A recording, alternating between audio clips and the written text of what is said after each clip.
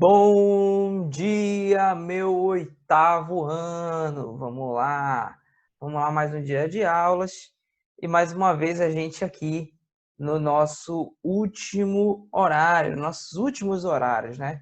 E nos últimos horários, como sempre, o que a gente faz? A gente relaxa com arte. Vamos relaxar com arte? Beleza, hoje eu tô aqui para trazer para vocês uma revisão. A gente vai rever aquilo que a gente já viu.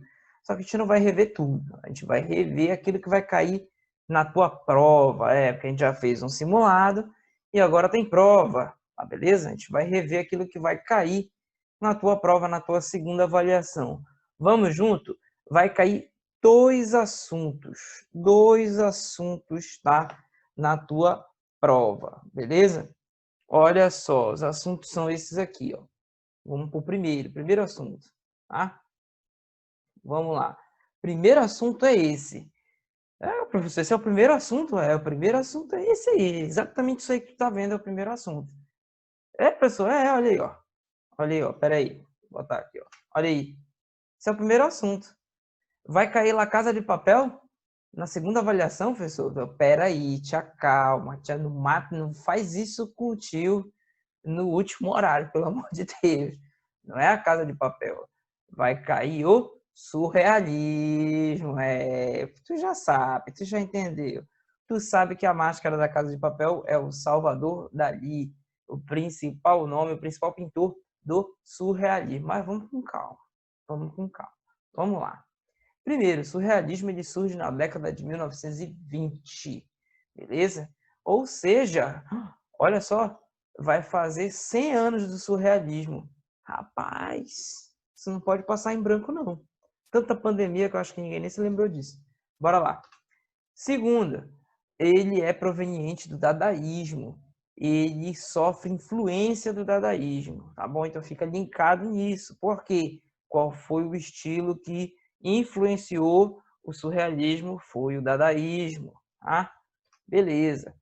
Ele é um movimento artístico e literário, isso não pode ser esquecido. Isso vem até um pouco de influência do dadaísmo, que também era literário, tá? Ele tem inspiração nos estudos de Freud sobre o inconsciente. Então, isso aí foi o que despertou os surrealistas, os estudos do Freud sobre o inconsciente, sobre o que está no oculto e profundo da nossa mente, beleza? E é lá e a imaginação, o mundo dos sonhos, né? Afinal de contas, os sonhos são uma forma de chegar no subconsciente. Eu até indico para vocês sobre esse assunto o filme A Origem, que é um filme com o Leonardo DiCaprio, um baita de um filme muito legal, tá? Tem na Netflix, procure, tá? E vai ser muito legal, você vai gostar de ver o filme, ele é bem legal, é um filme sobre sonhos, tá bom? E isso vai nortear. É um filme até certa medida um pouco surrealista, algumas cenas, tá? Porque lida com os sonhos e tudo. Então, esse vai ser, digamos assim, um norteador filosófico para os surrealistas, tá bom? Eles entendiam que aquilo que está fora do alcance da razão também é parte da realidade, né? Apesar de surrealismo ser algo para além da realidade, além do real, fora do real, na verdade o que eles estão trazendo é a consciência de que aquilo que está apenas no íntimo da nossa imaginação, ela também faz parte da realidade. Não como as outras coisas fazem, mas afinal de contas, se a gente imagina isso, isso nossa imaginação também faz parte da realidade de alguma maneira. Beleza? Isso vai dar para esse movimento, para os pintores desse movimento, uma total liberdade criativa. Aonde pensa, eles vão poder pintar tudo aquilo que eles sonham, tudo aquilo que eles imaginam, tudo aquilo que está dentro da imaginação deles. Beleza? Bora para frente. Tenho aí esse quadro para vocês, para exemplificar aquilo que eu estou colocando aqui, que eu estou falando para vocês, né? É o quadro do René Magritte, tá bom? Nesse quadro ele já mostra para a gente aí a liberdade criativa, já mostra aí a estética do inconsciente humano, tá? Já mostra para a gente todas essas características aí principais que eu elenquei aqui para vocês agora do movimento surrealista, ok? Vamos lá, vamos falar dos principais artistas desse movimento. Vamos ter aí o André Breton, o Guillaume Apollinaire, o Louis Aragon, tá? O Louis Benoit, o René Magritte, o Marx Ernst, o Juan Miró e o Salvador Dalí. Por último, porém, longe de ser menos importante. Bom, vamos falar dele? Vamos falar do Salvador Dalí? Então vamos lá, olha aí. Ele é pintor, ele associou realidade e irrealidade, ele expressou a estética do inconsciente, ele articula a simbologia de formas, cores e objetos, ele criava figuras ilógicas que eram reflexo do mundo psíquico, ou seja, da psique humana, ok? Lembrando que essa palavra, né, psique, também tem a ver com Freud, que é o pai da psicanálise, tá bom? Que foi quem inspirou e muito o surrealismo, tá bom? E ele também, além de tudo, ele é a máscara da Casa de Papel, tá? Vamos falar aí do seu quadro principal, o quadro mais famoso dali, A Persistência da Memória. Então, vamos nessa, olha só. O relógio derretido é uma alegoria ao tempo, que tudo transforma, tá? Alguns críticos da época relacionaram os relógios derretidos ao sentimento de impotência diante da vida, afinal de contas, a gente não tem esse poder de parar o tempo, né? A gente não tem essa condição de fazer isso daí. Então, os críticos da época achavam que os relógios tinham relação com isso, tá? E a formiga, tá, que está em cima do relógio ali, ela tem uma simbologia relacionada ao trabalho, né? Afinal de contas, a gente usa o nosso tempo para trabalhar, né? E o tempo passa, né? Enquanto a gente trabalha, o tempo voa enquanto a gente trabalha, né? Aquela velha frase, tempo é dinheiro, né?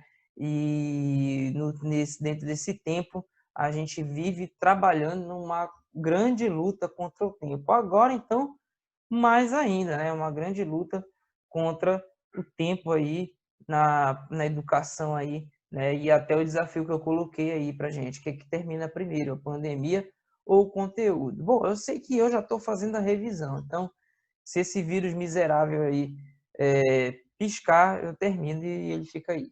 Bora lá. Fundo misterioso lá atrás é a indicação de uma nova paisagem formando-se. Está se formando uma nova paisagem lá atrás, com base em outras já conhecidas, tá bom? E a face do artista pode não parecer, mas essa parte bem aqui do quadro, ó, que tem até um relógio por cima, isso aqui pode até não parecer, mas isso aqui é a face do Salvador Dalí. A face dele está bem aqui, ó. Como é que é a face dele? Tá? A face do artista em destaque no solo está coberta pelo relógio, beleza? Vamos falar também do René Magritte. René Magritte aí também é um pintor muito importante, tá? Ele é pintor, ele foi um dos principais pintores do surrealismo e ele pintava sobre motivos cotidianos e ele trazia, além de toda essa questão já das características surrealistas que eu já falei, ele trazia reflexões muito interessantes através das suas pinturas surrealistas, tá? Justamente através dessas pinturas sobre motivos cotidianos, tá bom? Ele tinha um tratamento realista das ilusões. Isso era interessante na pintura dele. E ele fazia uma justaposição de objetos comuns, objetos do nosso dia a dia. Ele procurava criar estranheza na realidade, para que a gente estranhasse a realidade. E buscava conduzir o observador à reflexão, como eu falei. Esse quadro dele aqui, chamado Valores Pessoais, né? Aliás, Valores Pessoais, ele traz aí, né, objetos que o representam. Objetos são os objetos que ele mais usa durante o dia, e esses objetos o representam, né? Cada um que ele estava falando com isso é que cada um de nós, assim como objetos que podem nos representar, nós temos valores que nos representam, valores pessoais, são tão pessoais quanto os objetos, certo? Por exemplo, eu sempre carrego comigo, tá, um guarda-palhetas. Eu sou músico, né? Eu uso essas palhetas para tocar violão, tocar guitarra, tocar ukulele, tocar meus instrumentos musicais aí que eu tenho, sempre uso. E eu sempre ando com esse guarda-palhetas aí. Ele é um objeto pessoal meu e mas que me representa, né? Mostra o quê? Que eu sou músico, mostra também um pouco da minha disciplina, afinal de contas, música é arte, né? Então, sou um professor de arte, então assim cada um de nós, cada um de vocês, qual é o objeto que te representa? Se tivesse que escolher hoje um objeto para te representar, qual seria? Hã? Eu, se eu tivesse que escolher um objeto, seria o violão. É o instrumento que eu mais uso na atualidade, apesar de eu ser guitarrista de ofício, mas o que eu mais tenho usado é o violão, tá? Vamos junto, vamos lá, as influências do surrealismo no teatro, tá? O surrealismo ele vai influenciar o chamado teatro da crueldade, tá bom? O teatro da crueldade ele tem uma rejeição à racionalidade do mundo ocidental, ele vai ter uma rejeição ao tradicionalismo do teatro, ele busca abalar as certezas que fundamentam a sociedade, tá? E ele eliminou as barreiras entre palco e tela, tá bom? As apresentações agora não são obrigatórias ser feitas num teatro, mas elas podem ser feitas em galpões, em hospitais, em oficinas, em ruas, em becos, praças e por aí vai, beleza? Vai ter como seu principal representante Antônio Artaud. Tudo bem? Nosso segundo assunto é o abstracionismo. Olha só, vamos lá, as características gerais aí do abstracionismo, tá bom? Primeiro, ele surgiu na Europa no início do século XX, ele teve predomínio, né, nas formas, linhas, cores e texturas, vão ser aspectos visuais que vão predominar. Ele vai ter uma ausência de relação com a realidade e não apresentação de figuras, ou seja, vai ser uma arte não figurativa, ou pelo menos às vezes a figura não vai estar identificável, tá bom? A não apresentação de temas também. Os temas eles não vai ter um tema específico, o tema vai ser a própria abstração, tá bom? Vamos ter aí como um dos representantes aí o Vassili Kandinsky, tá? Tenho aí já um exemplo de uma pintura dele, para vocês observarem mais ou menos o estilo. Temos aí também o Manabu Mabe, a Tomi Otaki, o Iberê Camargo, tá, ok? E o principal representante, que é ele que a gente vai destrinchar mais um pouquinho aí na revisão de hoje, tá? É o Piet Mondrian, tá bom? No início da carreira do Piet Mondrian, ele era naturalista.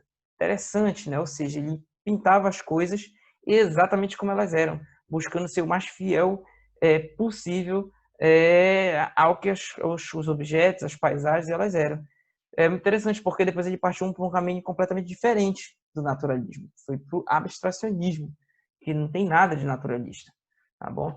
Entre 1907 e 1911 teve contato com o cubismo. Isso aí deve ter despertou o rapaz aí para as formas geométricas. Ele já começou a mudar de caminho.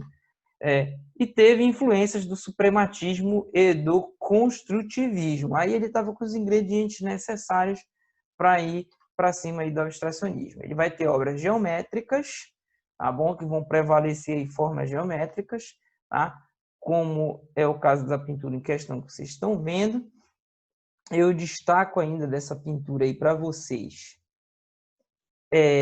Uma obra clara, tá? Uma obra equilibrada, onde você vai ver aí retângulos, quadrados, quadriláteros, não somente utilizando as formas geométricas, mas aí prevalecendo também as cores primárias, tá bom? E o preto e o branco e alguns tons de cinza também, tá?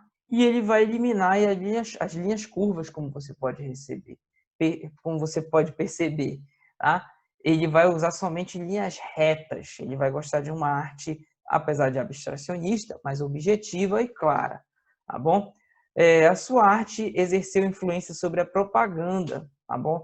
Até os dias de hoje, mas muito mais também naquele período, você vai ver que as propagandas elas vão procurar seguir esses padrões aí de cores primárias, linhas retas, uma comunicação visual objetiva, buscando muitas vezes o contraste, quando você vê que ele coloca aí o vermelho, o amarelo e o azul, contrastando com os tons de cinza e branco, ele está buscando contraste, e todos esses são conceitos que a propaganda ela vai depois se apropriar. Mas não somente isso, ele vai influenciar também as artes decorativas e vai influenciar também as artes industriais, tá bom? E por isso que ele vem a ser um artista muito importante, tá? Mondrian, ele atribuía um símbolo a cada uma das formas e cores que ele criava, tá bom? Nesse quadro aí, tá bom? Ele chama-se Broadway Boogie Woogie, tá bom? Ele reflete a malha urbana. Então essas partes aqui em amarelo que vocês estão vendo, elas representam as ruas, tá bom? Representam as ruas de Manhattan, tá? E também ele vai mostrar aí esses pontos vermelhos, pontos azuis e pontos luminosos. Ele está mostrando que o movimento do trânsito também, tá? E também aí a luminosidade da própria cidade, tá bom?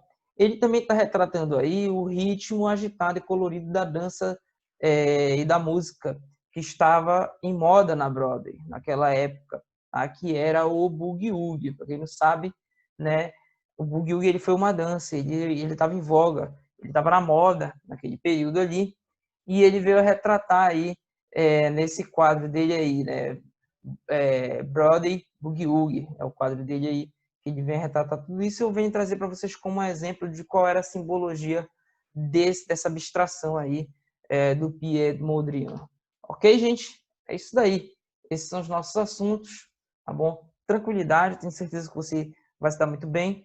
E é isso aí. Só tenho a agradecer. Fiquem todos em casa, fiquem todos com Deus.